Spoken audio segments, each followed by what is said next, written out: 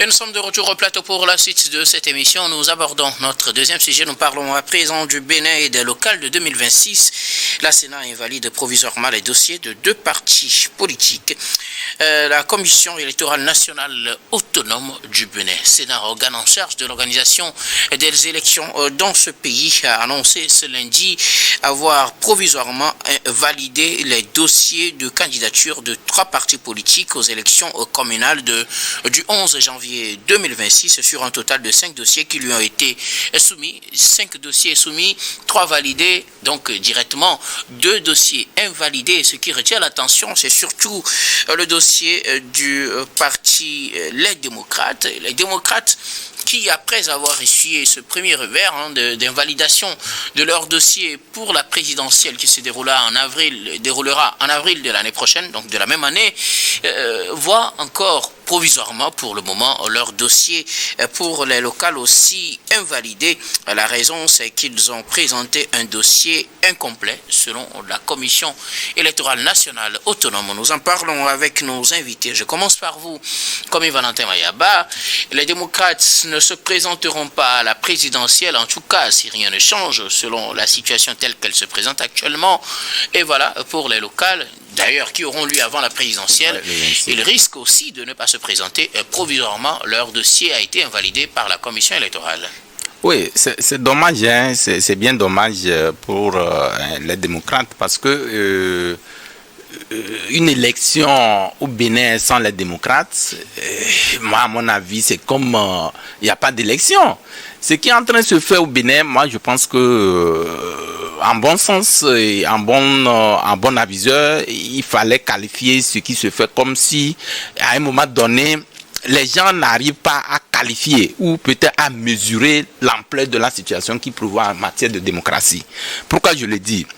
Et ce que nous sommes en train de décrypter comme situation au Bénin, je crois que les tenants savent ce qu'ils sont en train de faire. Si vous prenez par exemple les démocrates, par exemple, quand on a invalidé ces candidatures, c'est par rapport au fait que le dossier est incomplet.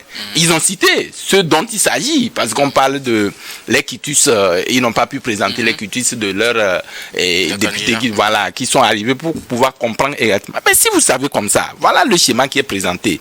Faites l'effort de vous conformer. Puisque la loi de la conformité, quand vous n'êtes pas conforme à la loi quand même reste la loi. Donc je ne pense pas qu'il ne faut pas faire les choses avec légèreté.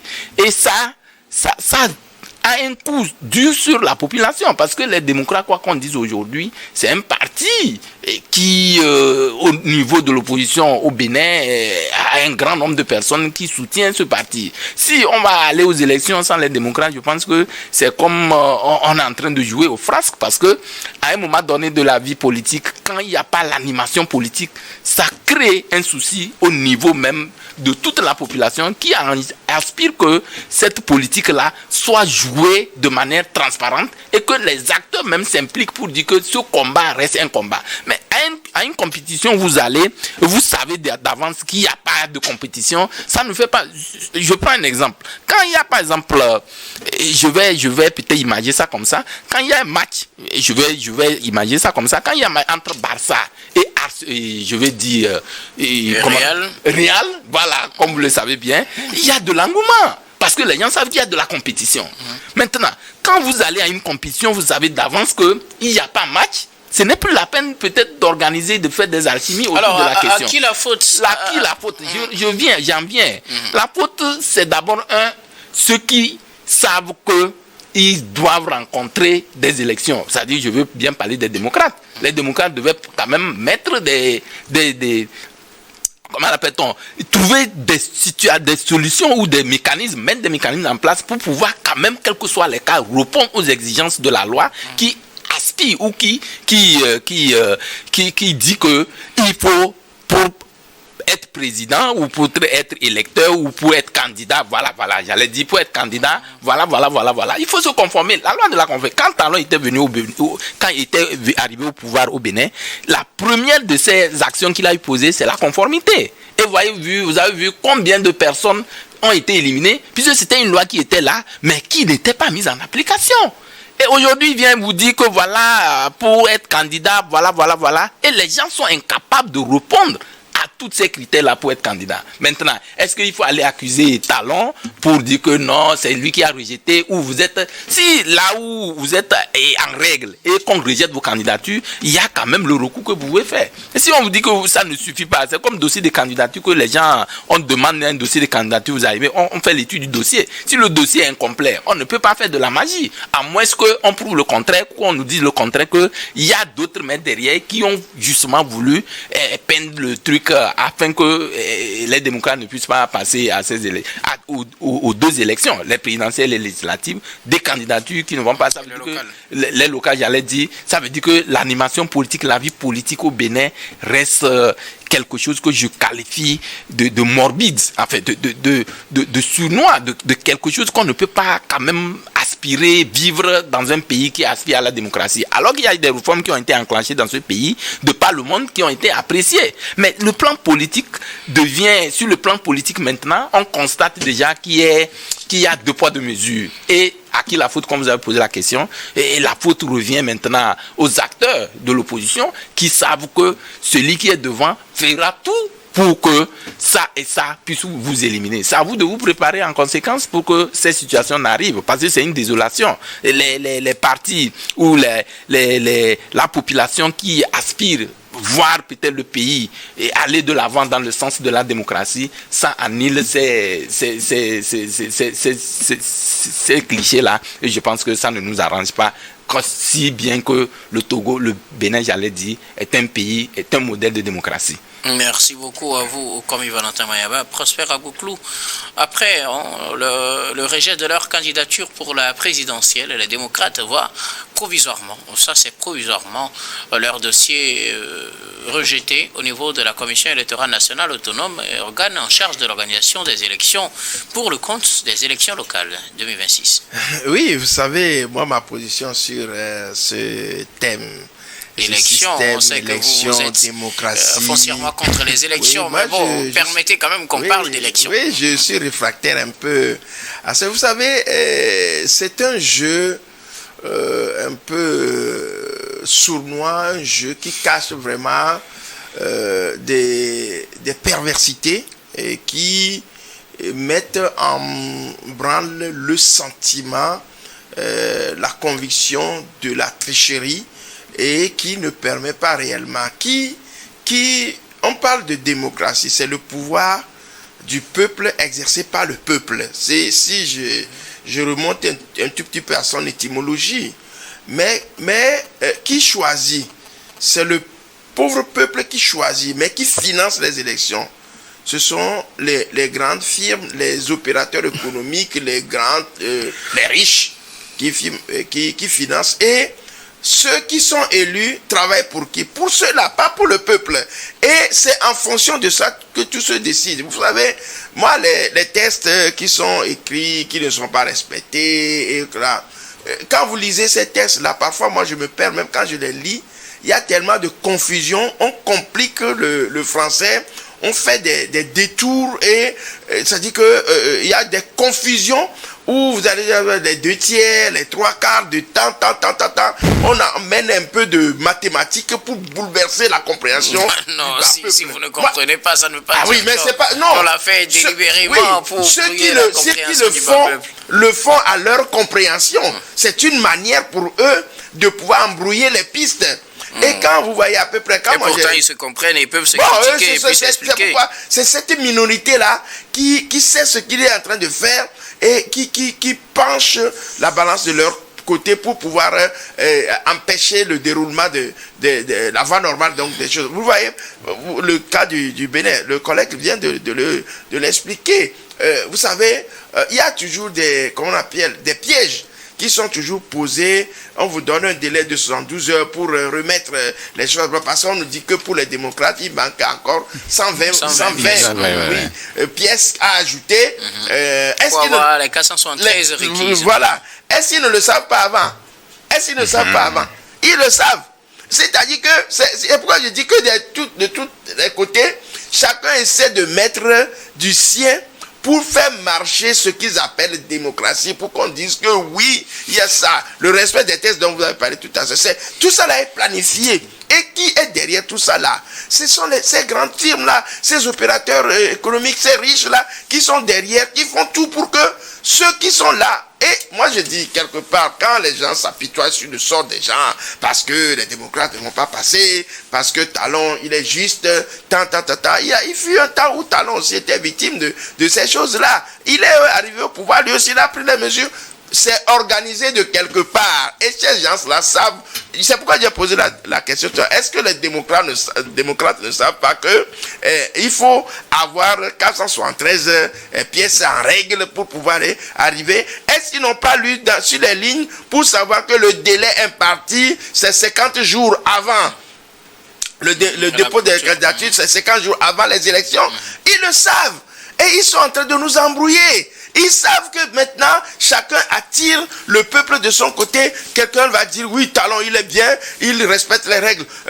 L'autre va dire, oui, les démocrates sont victimes de Talon. Et puis, c'est comme ça que le législateur, comme on appelle le colon, a conçu la démocratie. Et il vient nous l'implanter. Vous voyez, à chaque jour, suffit à peine, dit-on, mais en Afrique, non. C'est-à-dire qu'on est en train de lésiner, de parler des situations politiques pour oublier le côté, qu'on appelle économique, et pour appauvrir le peuple. Et vous allez voir que au Bénin aujourd'hui, quand vous allez là-bas, c'est le débat qui s'est installé un peu dans la masse, et on ne parle que de ça. Vous allez sur les antennes, c'est ça. Vous allez dans la masse de ça. Partout ailleurs, on parle, les démocrates, il y a un deuxième parti, Moëlé Bénin, je crois, qui fait partie même de la Sénat.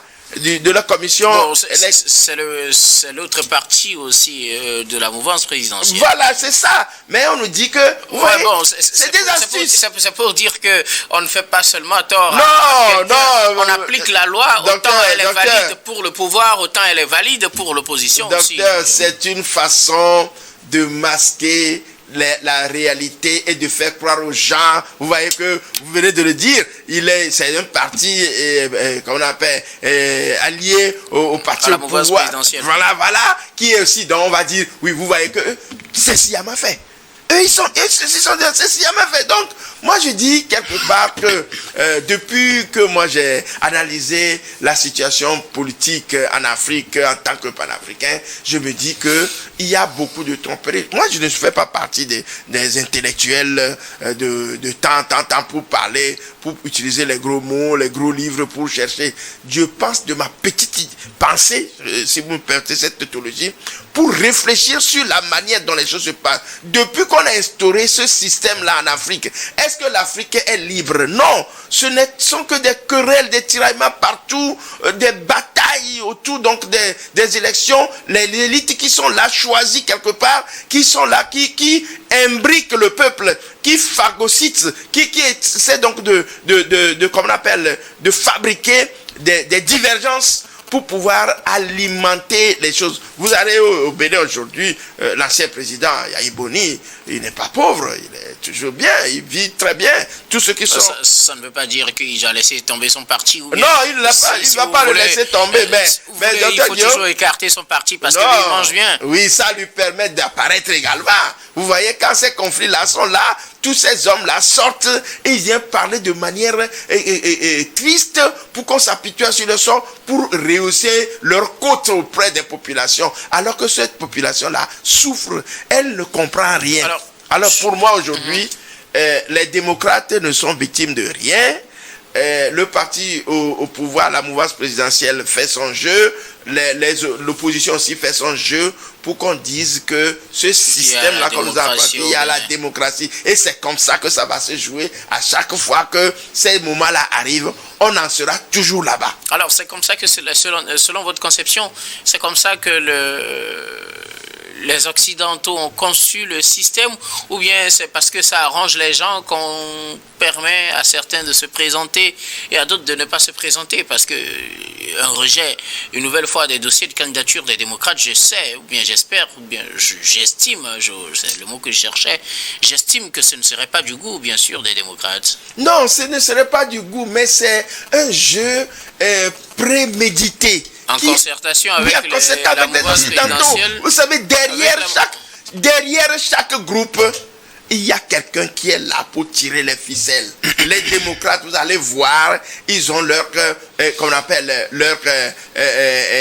on appelle, conseiller. Vous allez voir, dans leur groupe, il y a les conseillers juridiques qui viennent d'où. Et à chaque fois qu'ils sont dans leur congrès, vous allez voir ceux qui sont là. Moi, je ne suis pas raciste, mais je dis, j'aime tellement la peau noire, cette peau noire que nous avons, que pour dire que souvent, on est pris dans un piège.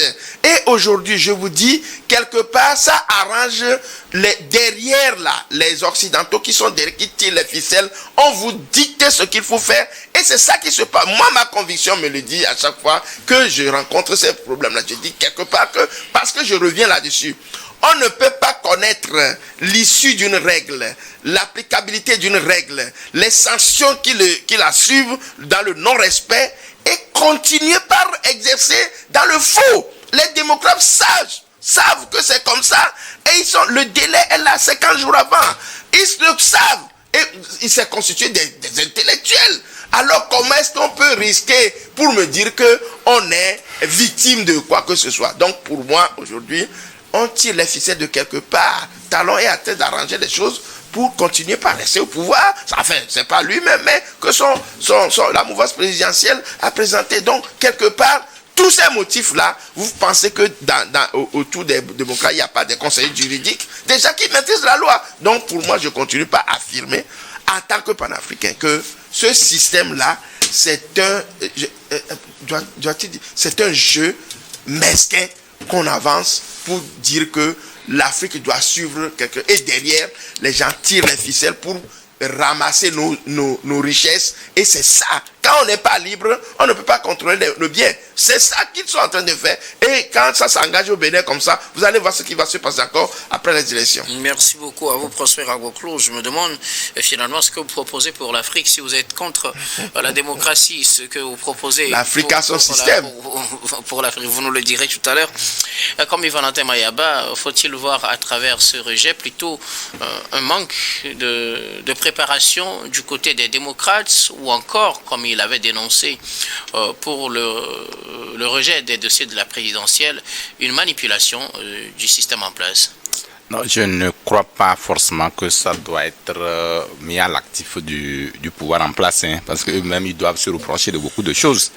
Et vous savez, tout parti politique qui aspire à gouverner, venir au pouvoir et l'exercer. Quand on crée un parti politique, c'est d'accéder au pouvoir. Voilà. Justement, l'objectif, c'est d'accéder au pouvoir et puis exercer.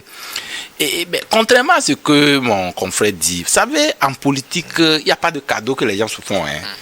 On ne peut pas me dire aujourd'hui que le parti de Patrice Talon et puis les démocrates font des choux gras pour plaire à la population ou pour plaire derrière les Occidentaux qui profitent. Non, je ne pense pas.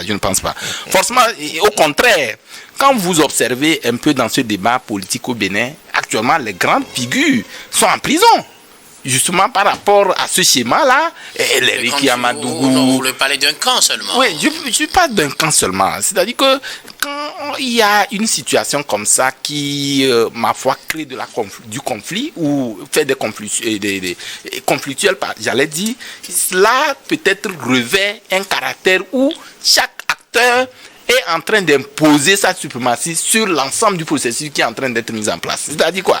Aujourd'hui, quand vous prenez les démocrates aujourd'hui disent que non, le programme de Talon ne les arrange pas. Ils voulaient que Talon, peut-être, chacun cherche à s'imposer. Alors, dans ce schéma, celui qui est au pouvoir, il a quand même toutes les manettes, il a quand même toutes les cartes, il peut créer d'autres subterfuges. C'est à vous d'être aux aguets. Pour qu'à chaque fois qu'on sort une arme, un fusil, vous devez être à l'affût et peut-être trouver des mécanismes pour pouvoir les contrer. Maintenant, si vous êtes là, à la dernière minute, je suis étonné, comme disent aujourd'hui, qu'il y a encore des pièces qui manquent à ces candidats-là, à ces partis-là, pour qu'ils puissent aller déposer ces candidatures, bien qu'il y ait des antécédents par rapport à la présidentielle. Donc moi je m'étonne beaucoup parce que tout ça là, c'est l'immaturité politique. Moi, je peux l'apprécier. L'immaturité politique oui, l'immaturité politique parce que... de qui? De la part du pouvoir, enfin pas du pouvoir des démocrates. Parce que c'est vrai qu'ils étaient au pouvoir et avec Yahi Boni qui était arrivé. Même si c'était pas le même nom, ouais, allez-y. Oui, bon, enfin, Yahi Boni qui était au pouvoir, c'est vrai qu'il a exercé en plein temps, il est parti avec de nouvelles figures. Bon, maintenant, les gens ne prennent pas la mesure de la situation pour anticiper, puisqu'il faut anticiper sur les événements. Celui qui est en place actuellement, il va toujours chercher, même bien qu'il va partir, mais va vouloir maintenir le fil qui est là. Donc, c'est à vous de vous imposer. Et puis, ce ne serait pas facile. Donc, dans ce schéma, je me pose la question, pourquoi ailleurs ça marche et que c'est dans nos États africains que nous avons de la peine à sortir de la tête? Est-ce que ça ne marche pas? Au Bénin, on peut dire que la démocratie ne marche pas. Par exemple, les contestations dont nous sommes en train de parler.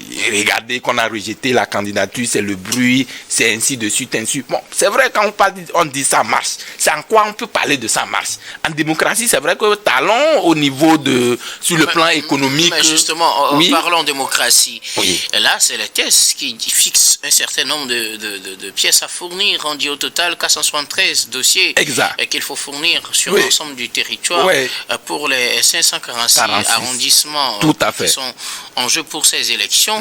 Mais si un parti ne fournit pas le dossier complet, la démocratie ou bien les tests voudraient que son dossier ne soit pas retenu. Non, je suis d'accord, je viens de le souligner. Alors, je ne donne pas de tort ou je n'accuse pas le parti au pouvoir. C'est pourquoi je parle de l'immaturité politique. D'ailleurs, ce n'est pas le parti au pouvoir qui a rejeté les dossiers. Non, c'est la Sénat. Bon, enfin, quand on parle du parti au pouvoir, tout ce qui est institution de la République, les gens disent que c'est un feuilleton au pouvoir. Mais bon, les gens disent. Hein. Oui, les gens disent. Quel est votre avis? Bon, mon avis, ça ne devait pas l'être. Okay. Ça ne devait pas l'être. Bon, moi je dis que chaque institution doit être républicaine et doit jouer sa partition pour le bien de la population. Maintenant, dans ce cas de figure, la Sénat, est-ce que qui compose la Sénat, ceux qui sont de cet organe-là, est-ce que c'est des gens qui n'ont pas de coloration politique? Le plus souvent, c'est ça le problème. Donc, personne n'est neutre de toutes les façons. Donc, celui qui est là-bas, qu'on a mis, bien qu'il doit travailler pour le bien de la population, doit avoir sa ligne. Et puis il fera tout pour que maintenir les subterfuges de côté, mettre de coup. Moi, je dis, il faut qu'on fasse l'effort. En Afrique. En résumé, que retenez-vous de cette nouvelle invalidation des candidatures, de dossiers de candidature pour les démocrates? Non, on retient quoi? On retient simplement que les démocrates n'ont que leurs yeux pour pleurer. Si, encore une fois, ils vont encore tomber dans ce piège du parti au pouvoir de talon, c'est regrettable. Et ça, c'est un piège du pouvoir. C'est un piège du pouvoir, mais qu'ils n'ont pas pu éviter. Quand je parle du piège même, il faut parler même d'un piège. Que les gens savent qu'on a tendu un piège, que tu ne peux pas quand même esquiver le piège. Ça veut dire que toi-même, tu sais que ce n'est pas un piège qu'on a attendu, que toi-même tu es emballé dans le piège. À mon avis, c'est le mal qu'on fait au peuple. Le peuple a besoin de décider par rapport à ces échéances-là. Mais si les gens disent que aujourd'hui les démocrates ne vont pas participer à ces échéances-là, et les gens, quoi qu'on dise aujourd'hui au Bénin, ce n'est pas 100% qui est derrière Talon. Talon a fait des réformes, certes, mais les gens, là, il y a une partie critique de Talon qui voudrait qu'il y ait du nouveau dans ce que Talon fait. Merci beaucoup. À vous, comme Valentin Mayaba, Prosper Aboklou, très rapidement, vous êtes contre d'ailleurs les systèmes tels qu'il est mis en place, du moins, vous êtes contre la démocratie. Que proposez-vous pour l'Afrique? Vous disiez tout à l'heure que l'Afrique a son système, c'est lequel? Non, moi je dis démocratie. Si on me donnait la possibilité donc d'aller au néologisme, je dirais des mots mensonges. C'est un critère de mensonge parce que l'Afrique disposait déjà des systèmes. Et si tant est que la démocratie existe comme eux ils le disent, l'Afrique avait déjà sa part de démocratie telle qu'il était conçu. Sauf que ce n'était pas les pays tels qu'on les voit aujourd'hui. Oui. Qui a créé... Et l'organisation politique a changé carrément. Oui, c'est parce que le colon est venu diviser, mettre les frontières. Justement. Alors, est-ce que l'ancien système s'applique encore avec les nouvelles frontières que nous avons? Oui, il faut qu'on laisse la liberté à l'Afrique d'Afrique. Et regardez ce qui se passe dans les pays de l'AES ou partout ailleurs où les gens veulent la souveraineté. On refuse. Donc, l'Afrique veut sa souveraineté. On peut toujours revenir sur nos systèmes. Comment est-ce que ça se passe? Le pouvoir en Afrique est gérontocratique. Le pouvoir en système Afrique tel qu'il est pratiqué dans les pays de l'AES, c'est ça le système africain. Mais je dis oui. C'est-à-dire que les militaires viennent au pouvoir, c'est Non, ça, pas forcément. Les militaires, c'est des civils qui portent la tenue militaire. Donc, après tout, ils sont des civils. Donc, pour moi, c'est-à-dire que la souveraineté acquise, c'est ça. C'est-à-dire qu'avant, regardez, le Maroc est aujourd'hui, qu'on appelle une monarchie constitutionnelle. Oui, voilà, justement. C'est un système qui les pays du Sahel ne sont pas dans cette même logique. Mais je dis, l'Afrique peut concevoir, peut toujours continuer par concevoir. Les Blancs, les Occidentaux ont leur système. Et ils sont là. Quand vous allez en Amérique aujourd'hui, on ne parle de démocrates et de républicains. C'est un système. Ils ont conçu leur système, ça leur va. Laissez-nous. Aujourd'hui, en Ukraine, le pouvoir n'est plus légitime, mais on continue pas à le laisser continuer. Non. En Afrique, on a nos idées. Laissez l'Afrique penser sur ses idées et on instaurera un système. Merci beaucoup à vous tous pour vos contributions. Nous allons marquer la pause pour le journal, puis on reviendra tout à l'heure pour la suite de cette émission.